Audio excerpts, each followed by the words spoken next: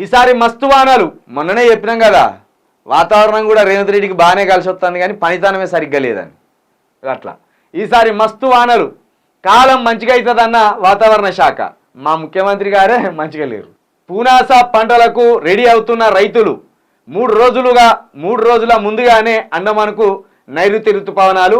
ఈ నెలాఖరికల్లా కేరళకు జూన్ మొదటి వారంలోనే రాష్ట్రంలోకి సాధారణం కన్నా ఎక్కువగా వర్షాలు పడే అవకాశం. 1,34,00,000 ఎకరాల్లో పంటలు సాగవుతాయని సర్కార్ అంచనా. ఈసారి కాలం మంచిగా అవుతుందట. రేవంత్ రెడ్డి గారు మీకు కాలం కలిసి వస్తుంది, కాలం మంచిగా అవుతుందట. మరి మంచిగా అయిన వానలు బాగా కొడుతున్నాయి, వానలు బాగా ముందుగానే కొట్టే అవకాశం ఉన్నది. మన రాష్ట్రంలోకి ముందుగానే ఋతుపవనాలు వచ్చే అవకాశం ఉన్నది. మరి దీన్ని వాడుకొని ఇప్పటికైనా మా 80 లక్షల మంది రైతులకు రైతు భరోసా వేయండి, పెట్టుబడి సాయాన్ని అందించండి.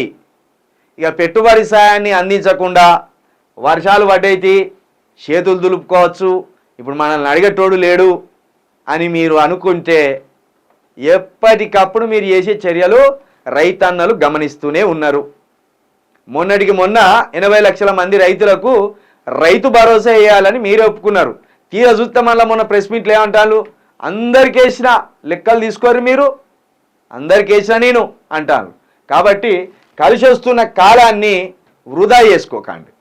మీకు కాలం కలిసి వస్తుంది, వానలు కలిసి వస్తున్నాయి, ముందుగానే ఋతుపవనాలు రాష్ట్రంలోకి ప్రవేశిస్తున్నాయి.